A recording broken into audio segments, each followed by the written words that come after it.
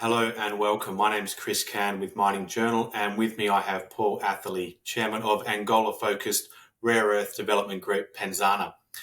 Pensana this week announced its Longonjo project was fully financed with 156 million in debt secured and an 80 million equity component in advanced discussions, which more than covers the 217 million needed to see the project through to commissioning. Welcome, Paul.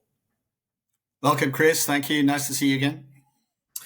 What are the terms of the debt? We know it's tough out there at the moment raising capital for just about anything, particularly large sums of development capital. Where have you had to make a compromise to get this away?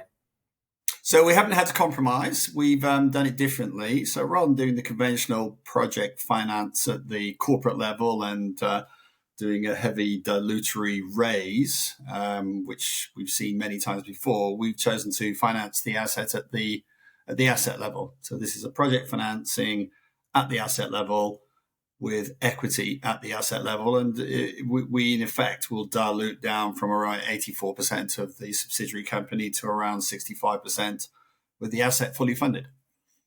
Okay, and so how does that equity component come together? Obviously, the Angola Sovereign Wealth Fund is the lead on this. How much is the fund taking up? Where else is the equity coming from? So we haven't finalised that yet. The basis of which we've approached this is that you may recall around a year ago, we had an approach from a large South African group and they were looking to inject $275 million worth of equity into the company. So we've used that valuation base at the asset level for these equity investments, and we're finalising the numbers right now. Okay, and what should the market be expecting in terms of the timing on this? Firstly, drawing down on the debt facility and then finalising that equity component?